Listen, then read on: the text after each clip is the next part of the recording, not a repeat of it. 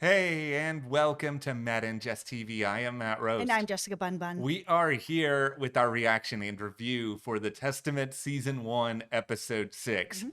I am abundantly curious as to what people think about this episode because, I mean, let's all be honest here. Aunt Lydia is a very complicated character. Like, this is someone who almost everybody just loathed through the start of The Handmaid's Tale. And, we all kind of wanted to come around on her at the end of that show. Did Yeah. she really get there? Like, that's a subject of debate, in itself. Yeah, and we're going to debate it in this video because while we definitely got a lot of past with her, what happened on her first day, how she ended up in the position she ended up in, how much of it she did for survival, how much of it she's convincing herself she's doing it to help the other women and the other girls. It all kind of collapses on itself when we get near the end where she offers Judd a handmaid, where I was like, did you learn nothing from the end of season 6 of The Handmaid's Tale? Why are you offering this? He didn't ask for this. And these are the types of things that make me so frustrated with her, where I'm just like, it's really hard to get behind her because I believe in she's got to do what she has to do for Mm. survival. This is a very crazy, difficult, wild world that she's in. But she didn't have to do that with Judd and offer up a handmaid and be like, oh, yeah, I can get you one on the sly. I'm like, why are you doing this? This is What happened? I thought you were a mole. And I guess she kind of is, but just the same. Like, don't offer up other women like that. Yeah, Leah's just all over the place, and I think that's why she's a not a character we're gonna like all the time. Like, I think we can make that very, very clear. But she's a character who is compelling to talk about because she kind of metaphorically speaks out of both sides of her mouth at times. Like, she is hypocritical. She also is trying to survive. There's a lot of different points of view that you can look at throughout this episode. But I will say from the start, I will separate my frustrated feelings for Aunt Lydia against my pure feelings of love for Ann Dowd, who Ann Dowd gave, in my opinion, one of the three greatest monologues of all time, the Jeopardy monologue in The Leftovers. I've seen it 800 times. I cry every time. Like, it is the greatest performance I've ever seen, but she is almost as good at that in this episode. Like, I love watching Ann Dowd cook, and just from that perspective alone, I'm very happy we got this episode. 1,000%. She was amazing in this. Yeah, but as for whether or not we believe in Aunt Lydia, like, that's what we're going to get into here. It's so complicated. I just find myself on such a journey with her where, like, I see her at the end of The Handmaid's Tale and I don't even have an inside voice anymore. And I'm just cheering that she's finally opened her eyes. And I know that we're back now in the Testaments. It's years later. She's that, head of the school sort of thing. And they have a big statue of her. And I know that she still has to play the game to be able to collect the information. Mhm. But that handmaid thing, it's really bothering me. And I think it should bother you. It should bother all of us. And I think that's why it's okay to continue to be bothered by Aunt Lydia while also hoping, maybe against our right judgment, that she's going to actually do something in order to help everyone. Okay, do have a theory about this handmade thing, so I will put on my tinfoil Yeah. hat and we will get to that of why she offered this handmade. All right. Well, before we do, be sure to hit that subscribe button because we are going to be here talking about the Testaments all season long. And that includes, by the way, talking with you guys in the Mhm. comments. We want to hear your theories about Aunt Lydia, your feelings towards her as we get even further into this video. Also, we have a new theory up over on our memberships, Mhm. Testaments, and we are talking about Nick. Now, listen, before you guys are in the comments being like, he died in that plane. Okay, yes, we totally understand. Mhm. But could he have parachuted out? There's all kinds of theories that were going on at the end of The Handmaid's Tale. And there's a little bit of smoke that we are seeing on the possibility of Nick showing up in some sort of way, shape, or form, whether it's in a flashback, whether it's a theory that we might have. And we have that in our membership. So here on YouTube, we have YouTube memberships. It really helps out Matt and I here at the channel. And that's where you can find that theory video. Thank you guys so much for supporting us over there. It like really means the world. Okay, so we have on our tinfoil hats. Yes, let's go. Why did Aunt Lydia offer that handmaid Mhm. when he was not asking about that? Him and his wife had just lost another pregnancy. It was Mhm. really weighing on him. She's like, you know what? I can get you a handmaid. And he's like, oh, I don't know. I don't know. And that just might be his own ego to be like, I don't need a handmaid. Yeah. I'm going to be able to, get my wife pregnant. It's not going to be any deal. We'll figure it out, sort of thing. Okay. My tinfoil hat is we saw this journal Mhm. where she was writing in it, and I saw Commander Judd's name, and then I saw crime, and then I saw the word murdering. So I was just like, okay, Mhm.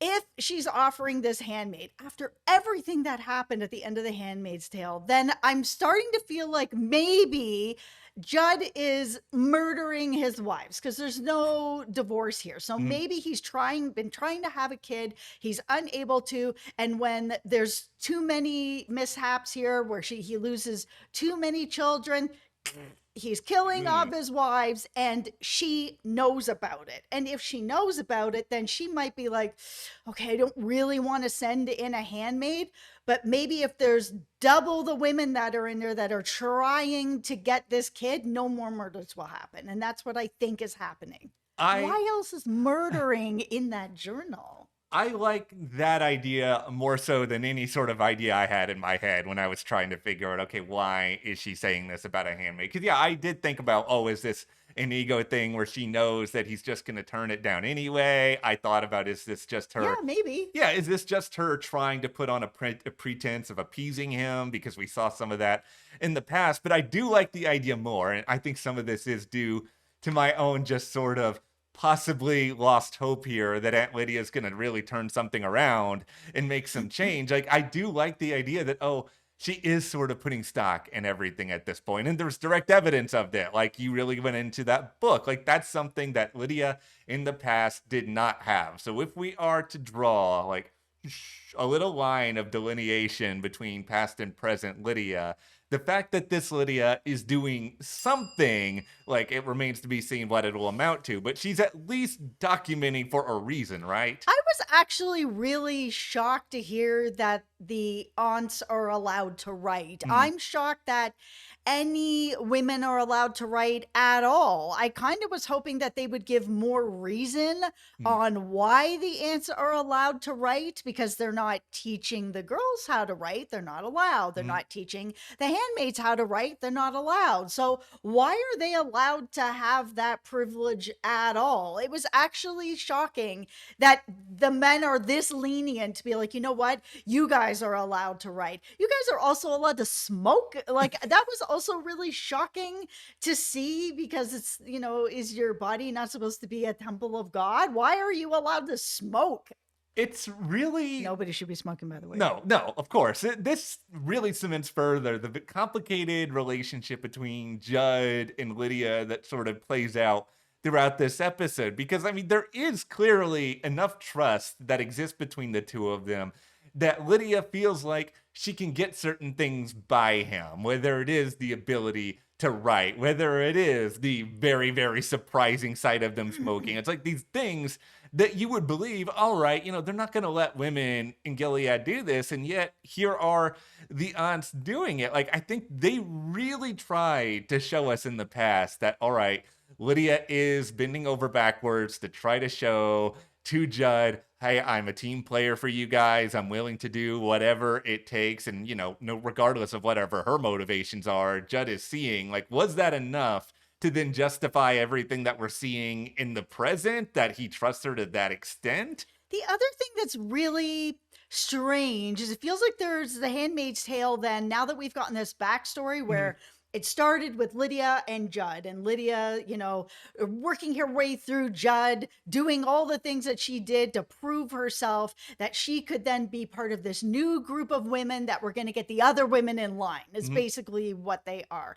Then we have the Handmaid's Tale where there's this whole period of time where there's no Judd, but these two were so close at the beginning of all of this, where she would do anything he needed to get everyone in line. And then I'm guessing she just just got posted somewhere else or he got posted somewhere else. Yeah. And now all of a sudden they're together. Why no mention of this character? It's very fascinating that this show likes to be in a very big and yet very small world at the same time. And I think this is the part of the episode that I find the trickiest is that, oh, Lydia was sort of there establishing the basic creed for all ants at the very, Right. very beginning. Right. Oh, this is Lydia helping to design what clothing the ants are going to wear, what Right. color, the fabric, all of these things. And it's like, Lydia's a foundation for what is presumably a very, very big place. And yet, through a lot of this show, it's kind of presented through the lens of a very smaller world. And I know a lot of that's probably just budget. You can't be everywhere all at once in a show like this. You kind of have to limit Mhm. it to a select group of characters. But it is hard to wrap your brain around after the fact that, yeah, Lydia was there for almost everything. And yet, through this show, we've kind of seen her through a prism of a much, much smaller world, including at times a world where it doesn't feel like she's that high up on the food chain, even for women in The Handmaid's Tale. So to see Yeah. Judd not around for that, it made me raise even more questions as to, okay, did they ever have a falling out? Was there an issue between the two of them that eventually they kind of rectified off screen? And I hope that we actually end up seeing that throughout the show. I mean, Mhm. in the last episode, we saw at the ball where Lydia and Judd were kind of ruffling each other's feathers a little bit, where she was like, hey, the girls, they can't be drinking. Get your commanders in line. And he Mhm. didn't want to be talked to that way. And all of a sudden, he's looking at Aunt Vidala being like, you might be next in line to be able to take over this job. You know what I'm saying? So I'm wondering if there was some sort of a fallout. And if there was, I really hope that they talk about it on the show. Yeah, that's the deal. We are at a spot where it seems like there's going to be many, many more seasons of the Testaments. And we know there's not a lot of payoff to everything just yet. We don't know everything about Daisy. I don't think we should know everything about Lydia and Judd at Right. this point. Like, that's totally okay. I think what many viewers may have a little bit more of a struggle dealing with is this idea that here is Lydia who kind of tells herself, I'm in this to survive. Like, this is my goal. This is what I'm going to do. And we see a lot of flashbacks. And I think she believes that this is why she does a lot of this. But I just kind of wonder at some points over the course of her life in Gilead, how much does she get lost in the sauce when it comes to what she's doing? Does she ever really fully grasp her desires, her needs through this? Yeah, because I mean, while she was in The Handmaid's Tale, it felt very much like she had drank the sauce, that Mhm. she was just part of this,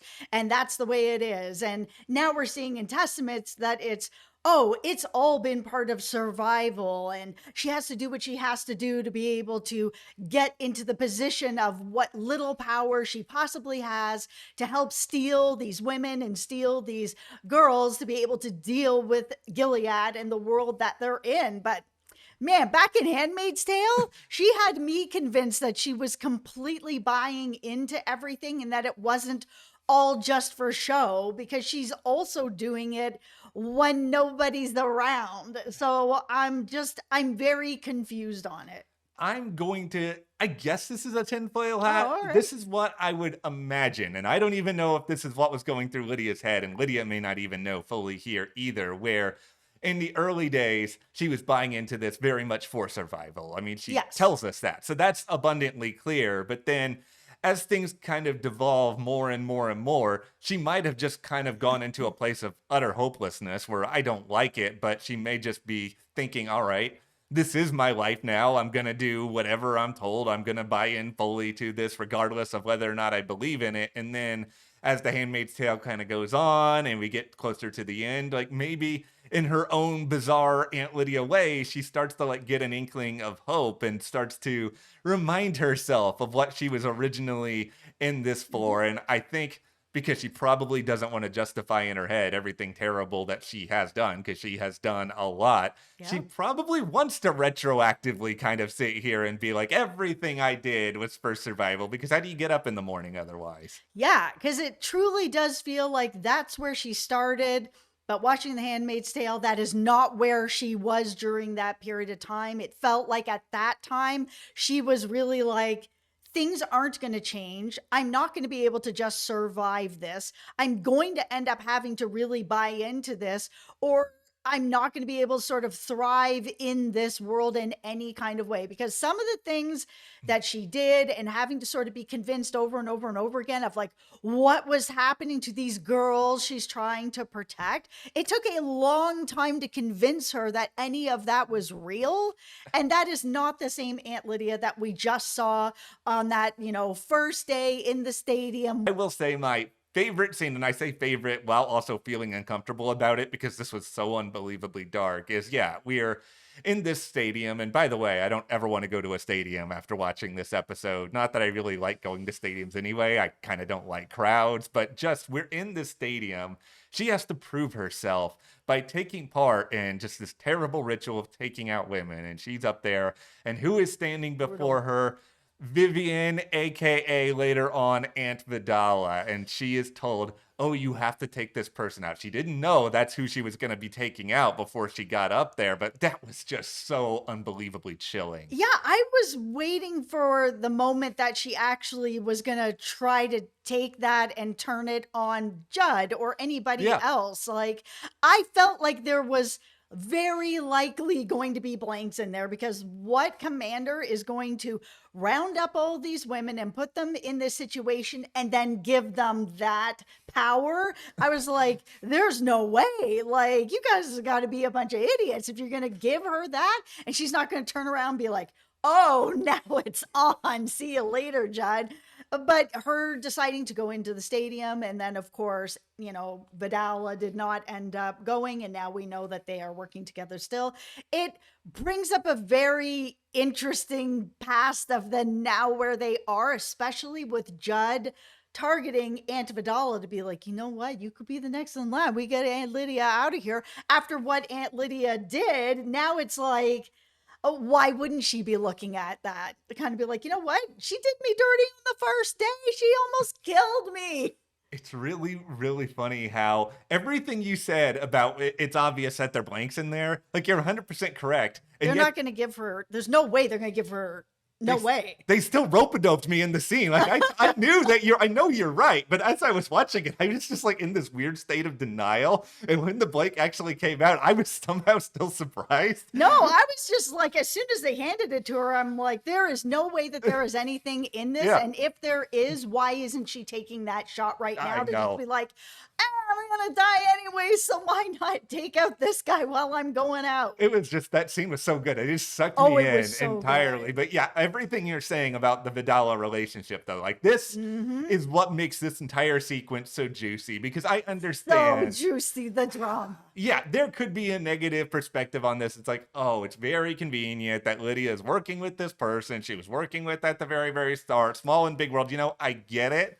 I don't care because, yeah, this is a very interesting dynamic where, like you said, and I totally agree with this, if you are Vidala at this point, like, yeah, I think you're willing to work with Aunt Lydia because, once again, what other choice does Aunt Vidala have? Well, the other thing is it's possible that Lydia, after this happened, when she was like, oh, I get to choose the fabric. Okay, I'm going to choose this, that maybe she was able to help choose some of the aunts. And at Yeah. that point, she was like, I'm going to bring my friend in because I just did this, and I might be able to protect her in another way by having her be one of the aunts, which seems like the only women that are really going to have any real power out here. Well, I have heard this statement on a number of reality shows over the years, and I'm sure it's true because of that. And that is, I forgive, but I don't forget, where I'm Yes. sure Vidala was able to move forward, but she hasn't forgotten all of this. And if she does have an opportunity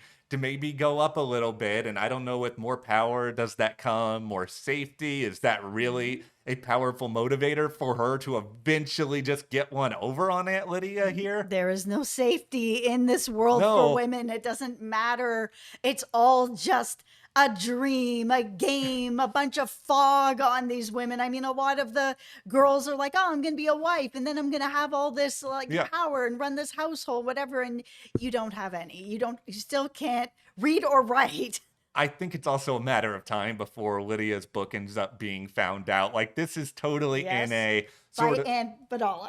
yeah, it's total. She's doing this is the old murder mystery clue game trick where I've got it Yeah, hidden behind something where I feel like a lot of people, if they know you're hiding something, that's going to be a place they end up checking here. absolutely. All right. So as we start to pivot over to Agnes and everything Mhm. else that's going on in this episode, everybody is being matched. Agnes in what is clearly a, oh, you're totally drunk on love feelings at this moment. You're actually going to Aunt Lydia and requesting Yeah. something where, yes, in the real world, I would applaud you for really fighting for what you believe in, Agnes. But in Gilead, man, is what she's doing here very, very risky. Very risky, but she obviously feels that maybe she can put it out there and kind of just be like, hey, whatever. If you don't feel that that's the way, no problem. But I thought that I would ask, sort of thing. And it actually at least moved far enough along the line that Aunt Lydia brought it up.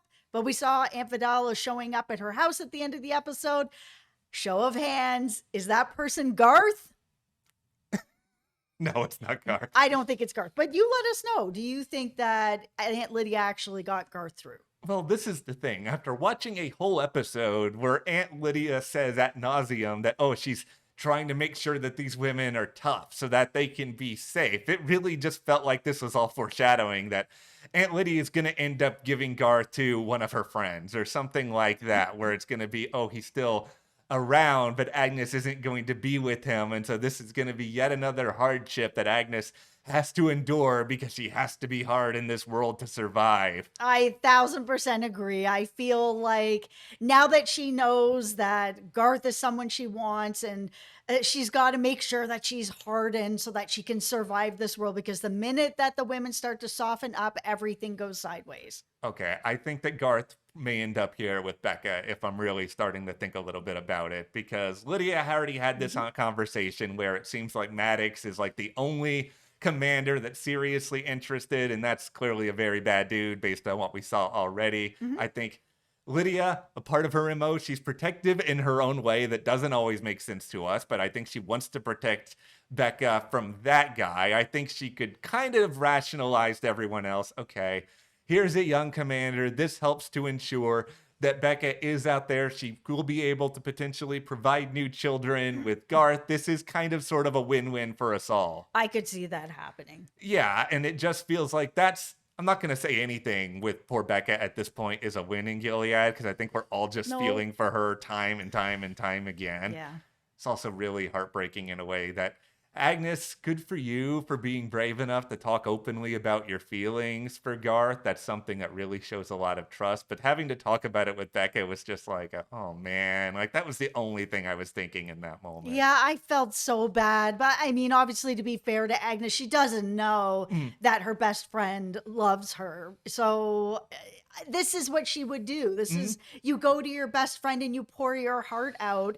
And they're not even supposed to be allowed to have friends at this point. They really Yeah. try to stop everybody from being friends to, gossiping and all these other things that aren't okay. So the fact that she trusts her to be able to tell her, I mean, that part really warmed my heart. But man, I feel so bad for Becca. I also feel really bad for Hulda, who's about to go see the dentist now that she's become a green. The minute she was like, I'm off to get my teeth whitened to go see the dentist. I was like, oh no, Here's girl, you in danger. I know. Well, here's the thing. This was a question you even posed in the ball episode of how much Becca may presumably know about what her father does. There was a look on her face when Hulda was talking about this. It was fear. It's still hard to know exactly what she knows, but it seems like she knows something. Yeah, it's really hard. I mean, it's possible that maybe something was going on and Becca just felt like, well, he would never do it to Agnes because Agnes is my best friend. Mhm. But her face with her having to go to the dentist, it was like pure dread. I feel more confident now that she knows something is happening. Yeah, and I think And that's probably happening to her, and that's why she knows.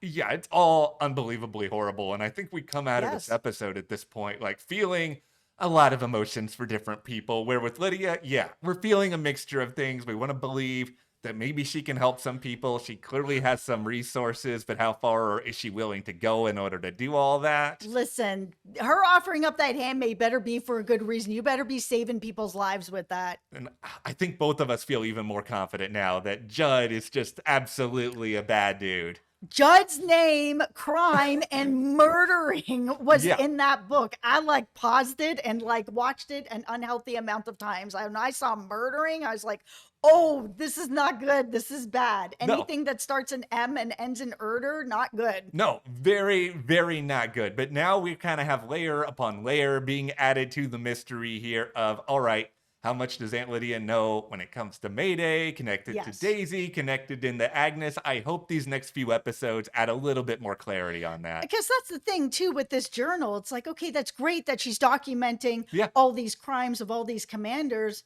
but then who do you give it to? And that's why I really feel like she has got to be part of Mayday, of where they're, targeting certain commanders, or maybe this information will be able to shut it all down when she has enough information. And that's if she's even believed. I feel like she has to be in some sort of contact here with Mayday because the only alternative is she's just writing all this down in case things go south. And then what does she think she's going to do? She's going to run out of there, find somebody and hand the book to and hope to the best. Like there's like a 1% chance that actually does anything. Yeah, it's not like she can hold these over the commanders' heads. Yeah. Once one of them finds out that she has this book, she can't be like, you know what, I'll tell everybody. He'll just be like, no, you're on the wall or in a hole somewhere. And this all kind of circles back to what we've been talking about at the very, very beginning of this video, which is that I think Aunt Lydia is motivated by maybe doing some things to change this world, but she still cares about her own self-preservation. And Mhm. so she's going to get Yes. this information, but